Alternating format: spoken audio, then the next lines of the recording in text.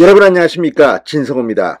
어제 이재명 민주당 대표의 체포동의안 표결 결과로 지금 민주당은 거의 쑥대밭이 됐습니다. 사실상 정신적 분당 상태에 빠져 있다는 평가가 나옵니다. 이재명은 정치적 사망 선고를 받았다, 이런 평가도 있습니다. 그런데 하루 지났습니다. 방금 전 굉장히 놀라운 소식이 전해드렸습니다.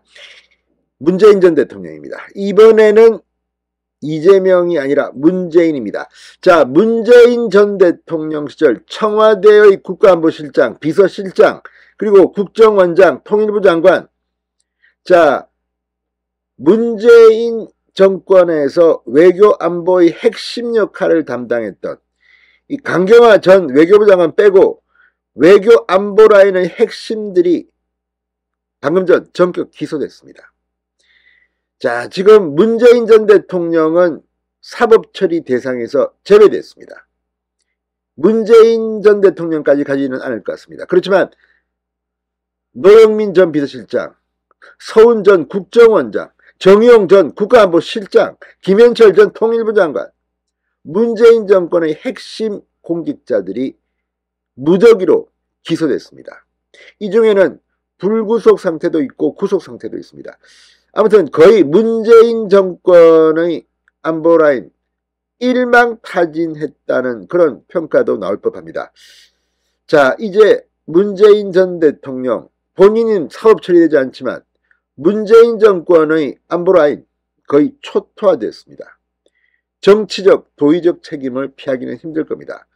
자, 이재명에 이어서 문재인을 검찰이 친 겁니다.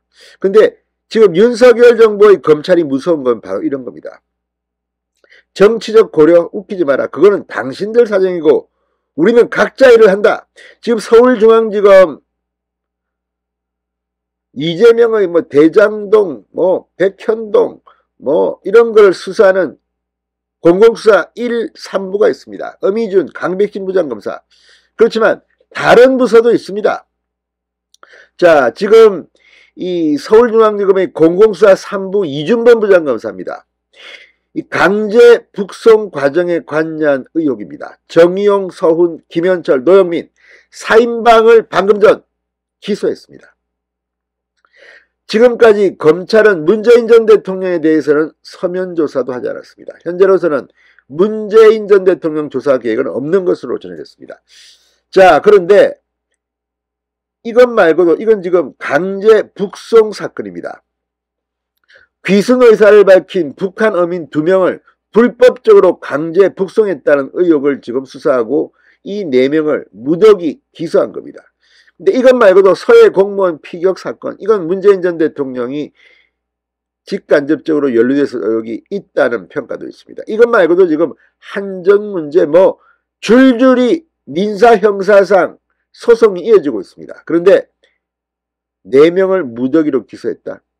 지금 민주당 이 친명 비명으로 나뉜다면 친명은 지금 이재명의 체포동의안이 이렇게 반란표가 말이야 30표 이상 40표 가까이 나왔다는 데 대해서 지금 거의 멘붕 상태에 빠졌습니다.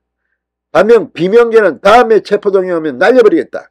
그런데 친문 진영 중에 비명계가 꽤 많을 겁니다. 그 친문들도 지금 패닉 상태에 빠져들고 있습니다. 문재인 정권의 이름만 들어도 정의용, 노영민, 서훈, 김현철, 문재인 큰일 났습니다. 진성호의 융단 폭격 시작합니다. 문재인 전 정권을 융단 폭격합니다. 자, 이 사건은 문재인 정부가 2019년 11월 이 탈북자 합동조사에서 귀순 의사를 밝힌 북한어민 2명을 불법적으로 이 완전히 반인권적으로 강제 북송시켰다는 의혹입니다. 국정원이 작년 7월 서훈 전 국정원장 등을 검찰에 고발하면서 수사가 시작됐습니다. 귀순어민 강제 북송 사건입니다.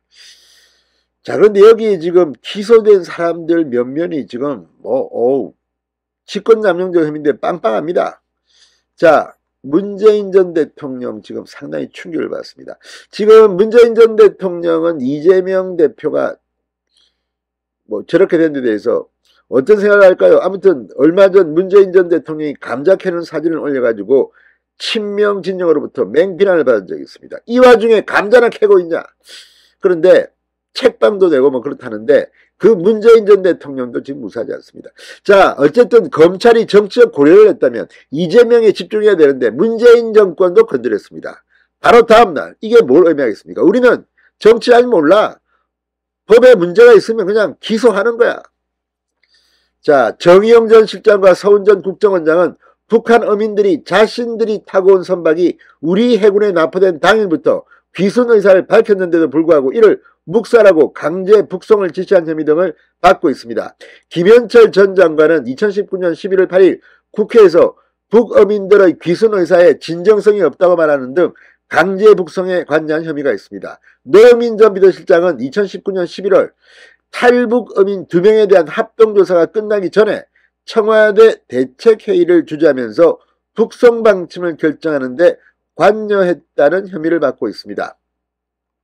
검찰은 작년 9월과 10월 각각 김현철, 노영민을 불러 조사했고 지난달 30일과 이달 1일에는 정의용 전 실장을 조사했다고 합니다.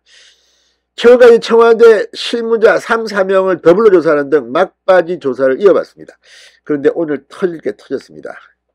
정의용, 서훈, 김현철, 노영민 이름만 들어도 거물들입니다.